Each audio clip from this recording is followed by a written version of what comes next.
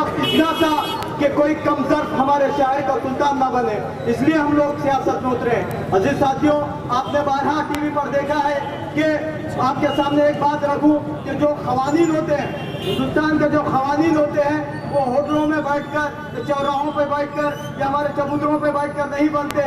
वो कानून बनते हैं ऐवान बल्दिया में, वो कानून बनते हैं ऐवान असम्बली में, वो कानून बनते हैं ऐवान पार्लियामेंट में। तो जरूरी है कि हम हमारी आवाज को ऐवान बल्दिया, ऐवान असम्बली, ऐवान पार्लियामेंट में भेजें। इसकी मिसाल ये है कि हमने देखा है कि पार्लियामेंट में जब हमारी आवाज जाती है, हमने देखा है कि 2014 के बाद जैसे ये गुंडा राज हमारे सत्ता में आ जाता है, बीजेपी सत्ता में आ जाती है, जिस नए तरीके से मुसलमानों के खिलाफ कानून बनाए जाते हैं, उनके खिलाफ अगर कोई आवाज उठती है तो वो नकीब मिल्लत अली जनाब असदुद्दीन ओवैसी साहब की आवाज उठती है। आपने देखा है टीवी पर, आपने देखा है पार्लियामेंट की कार्रवाइयों में कि हमने जिन नुमाइंदों को हमारी नुमाइंदगी के लिए हमारे पार्लियामेंट में भेजा, तो मुझे बताइए 2014 के बाद 2019 तक जो मुसलमानों के खिलाफ, जो वंचितों के खिलाफ जो खवानीन बने, ये कितने खवानीन बने, उनके खिलाफ जिनको हमने यहाँ से मुंतखब करके पार्लियामेंट में भेजा, तो क्या उन्होंने हमारी आवाज को उठाई?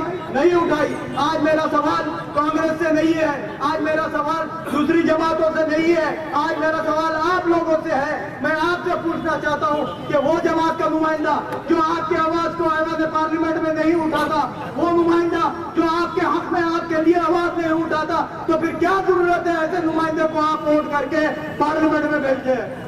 आप ये सोचते हैं कि अगर हमने इनको वोट नहीं दिया, अगर हमने इनको वोट नहीं दिया तो फिरका वाराना पार्टी बीजेपी सत्ता में आ जाएगी, शिवसेना सत्ता में आ जाएगी। अजीज साथियों, हमने देखा पार्लियामानी इंतखाबात में मुसलमानों ने इकट्ठा होकर कांग्रेस को वोट दिया, बहुत बड़ी तादाद में कांग्रेस को वोट दिया।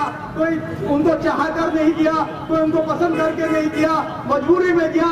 ये सोच कर दिया, दानिशमंदों ने ये सोचा कि हम अगर इन नामजद सेकुलर जमातों को वोट नहीं करेंगे तो बीजेपी सत्ता में आ जाएगी। अजीज साथियों, सोचने की जरूरत है कि हमारी वोटों की इतनी बड़ी तादाद थी, यहाँ के अशोक राव साहब को मिलने के बावजूद भी वो हमारे पार्लियामेंट नहीं पहुंच सके।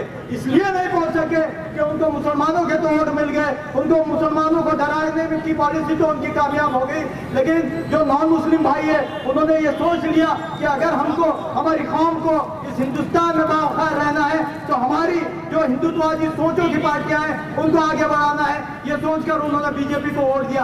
बहुत सारे नॉन मुस्लिम भाई भी उनको वोट नहीं दिए, लेकिन जो शिद्दत पसंद हिंदू लोग हैं उन्होंने बीजेपी को वोट देकर ऐवान पार्लियामेंट में भेजा। अजीज साथियों, सोचने की जरूरत है। अगर इस हमको जमहूरी मुल्क में रहना है, बावखार रहना है, तो हमको हमारी आवाज को बुलंद करना पड़ेगा, हमको हमारी जमात को मजबूत करना पड़ेगा।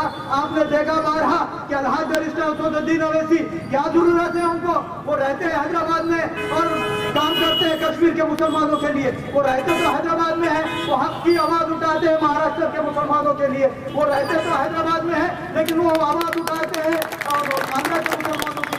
वो रहते तो हैदराबाद में है, लेकिन वो आवाज उठाते हैं उत्तर प्रदेश के मुसलमानों की।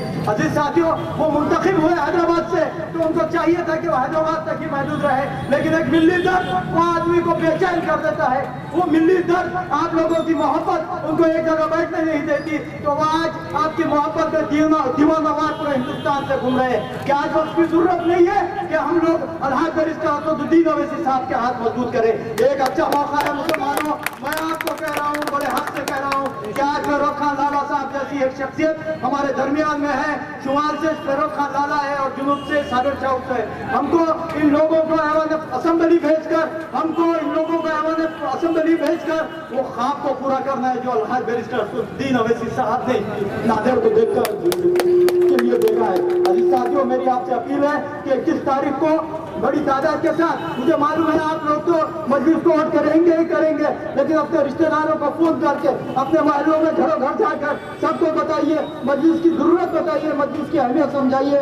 और मैं आपसे वादा करता हूँ अगर आप लोग ये काम कर देंगे तो मैं बड़े शान से कहूँगा कि 21 को पतंग और 24 को जश्न। पूरा नाने उर्दू न्यूज़ यूट्यूब चैनल को सब्सक्राइब जरूर करें और बेल आइकन को क्लिक करें। बेल आइकन को क्लिक करने से होगा ये कि आपको लेटेस्ट न्यूज़ अपडेट की नोटिफिकेशन मिलती रहती है।